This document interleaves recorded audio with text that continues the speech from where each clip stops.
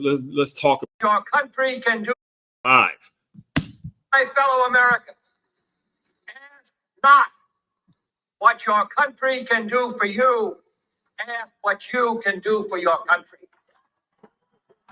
Let's break that down for a second. Let's talk about that for a second, because it goes in a completely different direction than what we normally see, what we normally have people talking about, right? Now we have people talking about, oh, well, what you gonna do for me? They're asking questions. We have politicians politicizing, trying to campaign on the idea of what they're going to be doing for this one or what they're going to be doing for that one. When are we going to take it under our responsibility, make it our obligation to say, hey, what can we do?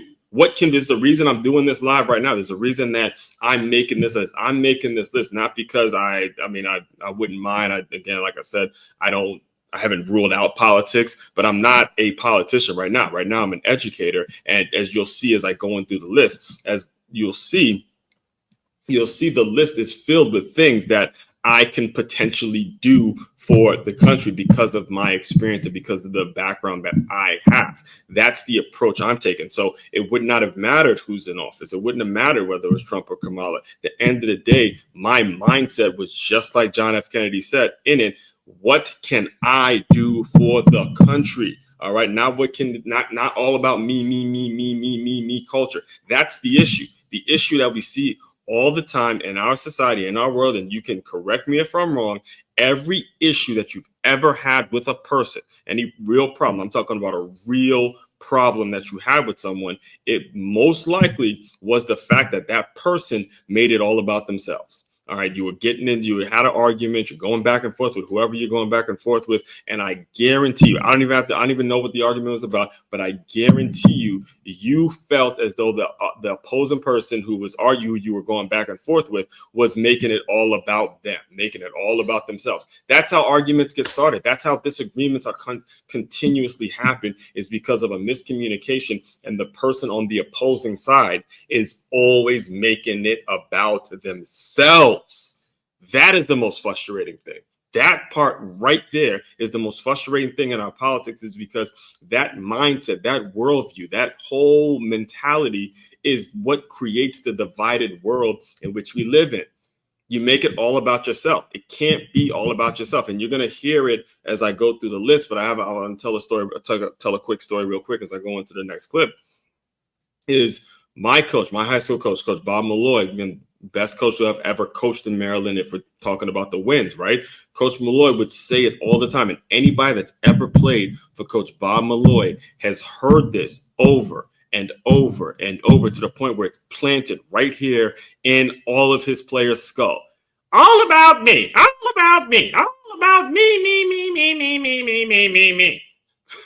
He would scream that every time we would make some selfish decision, some selfish thing we'll do. He'd be screaming, all about me, all about me. Now, again, high school kid doesn't connect until you get into the working world and you clash with folks that genuinely make it all about themselves. It drives me crazy. Absolutely drives me crazy. So this was 60 years ago.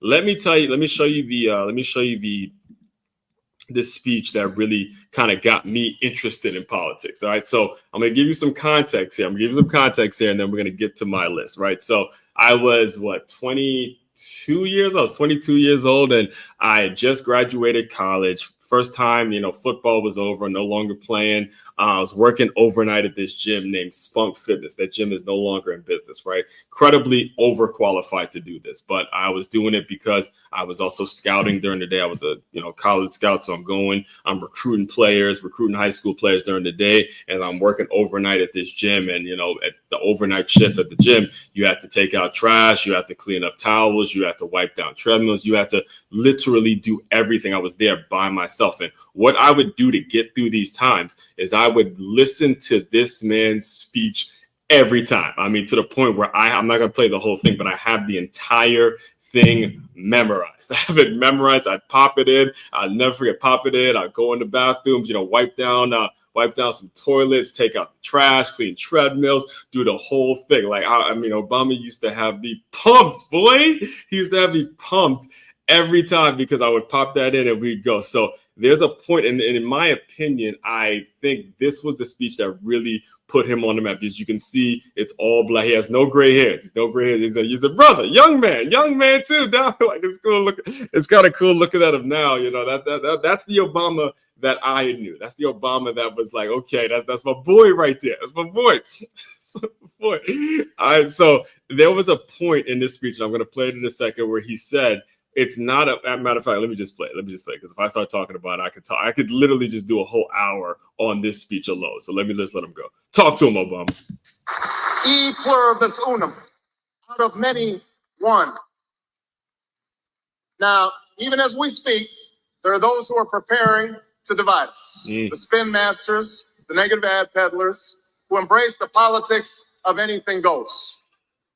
Well, I say to them tonight, there is not a liberal America and a conservative America. There is the United States of America. There is not a black America and a white America and Latino America and Asian America. There's the United States of America. The pundits like to slice and dice our country into red states and blue states. Red states for Republicans, blue states for Democrats. But I've got news for them too. We worship an awesome God in the blue states, and we don't like federal agents poking around in our libraries in the red states.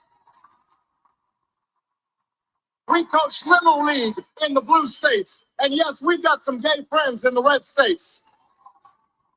There are patriots who opposed the war in Iraq, and there are patriots who supported the war in Iraq. We are one people, all of us pledging allegiance to the Stars and Stripes, all of us defending the United States of America. Oh, man. Oh, that was my boy, man. Like, all right, like I said, I can literally do a